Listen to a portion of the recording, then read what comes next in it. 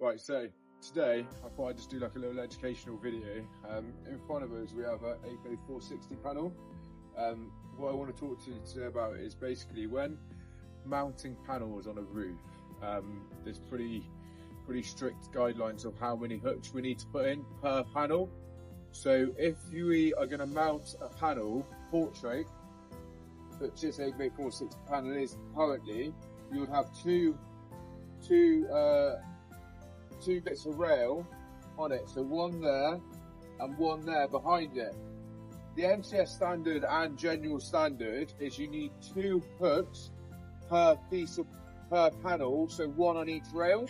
So if yours mounted 4 APO 460s like this, you would then need at least 4 hooks per piece of rail you put into. However, if we then decide that we want to mount the panel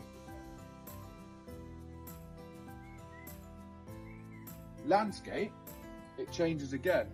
Instead of running our rail this way, we run our rail this way, which means each panel would need 4 hooks. So you'd need a hook there, and a hook there, hook there, and a hook there, and so on.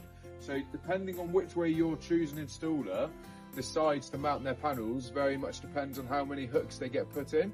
It's something to be careful of, and it's something to make sure that your installer's doing your wing count calculations and your structural reports. This stuff can be missed. Hooks can be missed. You cannot put enough hooks in, and you can put too many hooks in. But putting too many hooks in is going to have no disadvantage, but not putting enough hooks in. Eventually, over time, you're going to get more flex in the panels, you're going to get more wind lift, and a worst case scenario, your panels could end up coming off of your roof.